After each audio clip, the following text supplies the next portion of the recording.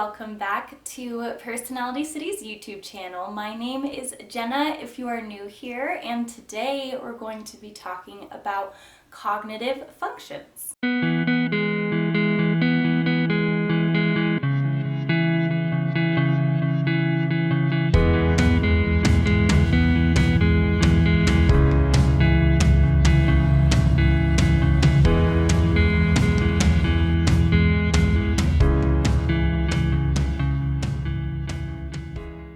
So this video is designed for someone who is familiar with personality types already. Maybe you've taken a Myers-Briggs personality test or an MBTI for Myers-Briggs type indicator, and you have your 4 letters, but you've heard talk of cognitive functions either online or maybe with a friend who knows a lot about it, and you are just not sure what that term even means or the significance of it. So it's for you who are very familiar with the Myers-Briggs system already, but you're not too sure what cognitive functions are. It is also for the person who might be familiar with both, but they want to figure out how to break it down for someone else who is just getting into it. So if either of those descriptions match you well, then you're going to gain a lot from this video. So in the 1920s, Carl Jung wrote a book called Psychological Types, and in his book he defined cognitive functions as mental processes that are within a person's psyche regardless of common circumstances. So in essence, it is something that is not going to change over time or given a different circumstance. It is going to remain the same. So essentially it is the foundations of personality work. So within his work, Psychological Types, he came up with 4 main functions of consciousness, and these are sensing, intuition, feeling, and thinking. So if you're familiar with Myers-Briggs at all, those will sound pretty familiar, so we're getting into some familiar territory here, which is good. But those are the 4 main functions of consciousness that Carl Jung identified and observed within humanity. And there are 2 attitudes that either any of those 4 functions can take, and either that is extroverted or introverted. So again, terms that you may already be familiar with. And so this is how we get the 8 cognitive functions. So we combine the 4 functions of consciousness with the 2 attitudes, introversion and extroversion, to then create 8 cognitive functions. So you have extroverted sensing, introverted sensing, extroverted intuition, introverted intuition, extroverted feeling, introverted feeling, and extroverted thinking and introverted thinking. And so those are all 8 of the cognitive functions that Carl Jung broke down. There has been a long developed theory that each person has 4 of those cognitive functions that are in their conscious awareness, and there are 4 that actually lies outside of conscious awareness or within the shadow self. So for the 4 that is within your conscious awareness, you're going to have a dominant function, one that you use all the time. You're going to have an auxiliary function which works in tandem with your dominant function. Usually this one develops around adolescence, whereas your first dominant function will begin developing in childhood. And then you'll have a tertiary function, or it's sometimes called the child function because it's a little bit immature. And this function develops around your 20s, kind of as you're getting out into maybe an established career. That's when this 3rd function is really starting to develop.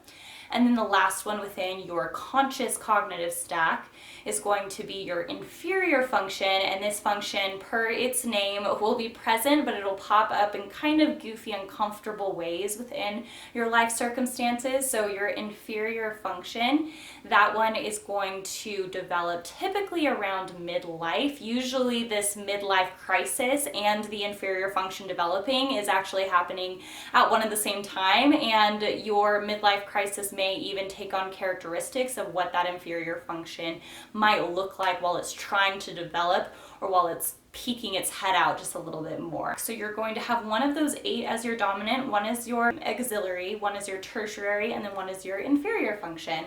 And our Myers-Briggs letters actually point a roadmap into what those are. So I'm going to teach you now how to identify, based on a Myers-Briggs type, what your cognitive functions are, where anyone else's cognitive functions are, just by looking at it.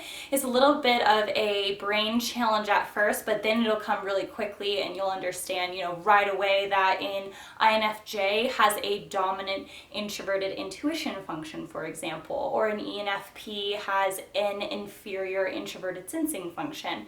And so it'll just start coming to mind really quickly as you practice this a little bit more.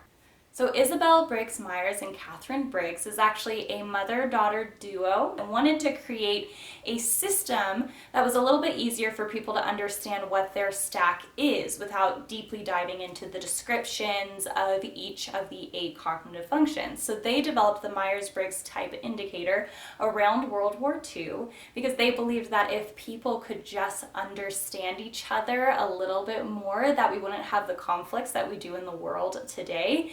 And honestly, I think that that really speaks to my heart and why I love personality types, because I do strongly believe that if we understood that everyone is viewing the world through a totally different lens than we are, something that's based on both their psyche, their predispositions, as well as their nurture and their environment, it's all a combination of factors. And the more we learn about each other's lenses, the more sympathy and empathy we're going to have on someone else's experience, and then our conversations and our interactions with them are going to come from a more balanced place rather than an ego-driven place, which is by and large the place that it usually comes from. So I very much support their work and I love their heart behind it. So they created the Myers-Briggs type indicator as we know it today. And this is the roadmap that they created for how to figure out what your cognitive function stack is. So we're going to use my husband's personality type as an example. So he is an ESTP. So that's Extroverted Sensing, Thinking, and Perceiving. And so in order to find out his cognitive function stack, I'm actually in this video going to put along the bottom here 4 different spaces for his dominant, his auxiliary, his tertiary, and his inferior function. So we're going to first start by looking at that first letter. And is that first letter an E or is it an I? So because he's an extrovert, it's going to be an E. So we're going to write a lowercase e into spot number 1. And for your cognitive function stack, because everything is about balance in life, all of your functions will go every other one in terms of whether that function is an extroverted function in its attitude or it's an introverted function in its attitude. So if he is an extrovert, his first function is going to be extroverted, so he gets a lowercase e within that first spot. But then his auxiliary function is actually going to be introverted, and then his tertiary function is going to be extroverted, and then his inferior function is going to be introverted. So this pattern, it can only be 2 ways. If you're an extrovert, your functions are extrovert, introvert, extrovert, introvert. If you're an introvert, they're the opposite of that, introvert, extrovert, introvert, extrovert. So those are it always goes every other like that, so that's pretty easy. You can always have that as a foundation. So for him, we're going to look at ESTP again.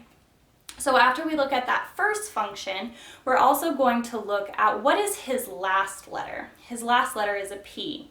And so your last letter, that's either going to be a P for a perceiving function or J for a judging function. And this is going to be super important because of the 8 cognitive functions, there are 4 that are going to be perceiving and 4 that are going to be judging. Perceiving means that the function is an information gathering function. It's either going to take in information through the 5 senses, through practical means, or it's going to take in information through the subconscious or through abstract means. And so our sensing and intuitive functions are the 2 perceiving functions, and so the 4 is going to be extroverted and introverted intuition and extroverted and introverted sensing. The judging functions, on the other hand, it doesn't stand for judgmental, but it does stand in a Jungian sense for decision making. And so this is all about how and what criteria we're going to use in order to make a decision. And so feelers are going to use values-based criteria in order to make their decisions, either their personal values, or they're going to look at ethics, they're going to look at morals, they're going to consider mercy and value mercy over justice. On the flip side, thinkers are going to look at logical criteria. They're going to look at what is the most efficient outcome. How can we achieve logical results? What is the most logical way to approach this? How does this break apart? So they're going to be looking at that in order to make decisions. And so those are the final four of the 8 cognitive functions. So we're going to have introverted and extroverted feeling, and introverted and extroverted thinking. And so when we look at our cognitive functions, or when we're looking at our Myers-Briggs letters, we have ESTP. He is a perceiver. And so we know that the cognitive function that he is going to show to the world is going to be a perceiving function. So this is going to potentially throw you off just a little bit when it comes to introverts and extroverts, because it doesn't mean that because he's a perceiver, his first function will be perceiving. Because if he was an introvert, it would still go in his second spot. So the perceiving and the judging difference is going to show what function is the first function that you show the world. So we're looking back at his personality, ESTP, so we know that his first function that he's showing the world, which is his actual first function in this example, is going to be his perceiving function. So by looking at his letters, ESTP, what is his perceiving function in there? If perceiving functions are sensing and intuition, is he a sensor or is he an intuitive? He's a sensor.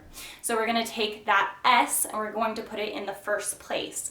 Now we have his dominant cognitive function. We have S, E, and we have extroverted sensing as his cognitive function. So you will have to learn the shorthand code for all of the cognitive functions, but I will place that in the description below. And as I'm referring to the different cognitive functions in this video, you should have been able to see the little key that is beside each one. But we have SE as extroverted sensing as our code for extroverted sensing. So we have now his dominant function. Now we just need to find out his auxiliary function. So his auxiliary function, because his first function was perceiving, his auxiliary function is actually going to be a judging function. So in the brain and in life, it's all about balance. So we have our perceiving function and our judging function. And it's actually incredible when you look at neuroscience, because we have 2 sections in our prefrontal cortex, and one of them, the left brain, is actually going to be where our judging functions go through, and then the right brain is going to be where our perceiving functions go through. So we're going to have one that is perceiving and one that is judging, and we're going to prefer to go through one avenue or the other, but we need to have the other one present within our first 2, either in the dominant or the co-pilot space. And so his second spot right there, we're going to look at, okay, what is his judging function from his letters? So ESTP, and he is a thinker. So we're going to take a T and we're going to slide it right down to that auxiliary spot.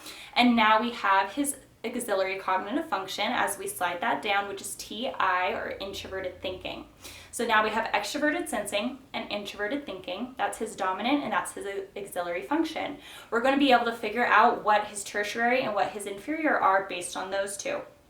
So when you look at all 4 of those spaces, the inner 2 will be the exact inverse opposite of each other, as are the outer 2.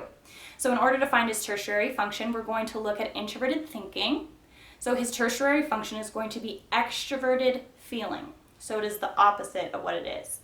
And then we're also going to look at the inferior spot. His dominant function is extroverted sensing. So his inferior is going to be introverted intuition.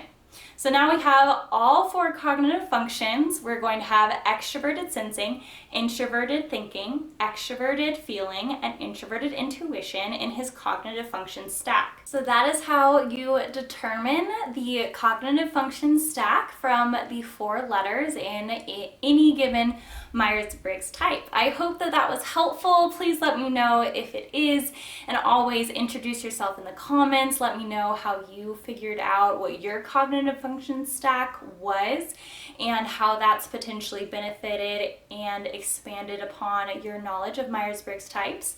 But thank you so much for watching this video. If you liked it, remember to give it a thumbs up and to subscribe to this channel for other personality related content on the Myers-Briggs, cognitive functions, the Enneagram, and everything in between. Thank you so much for watching. I will catch you on the next video.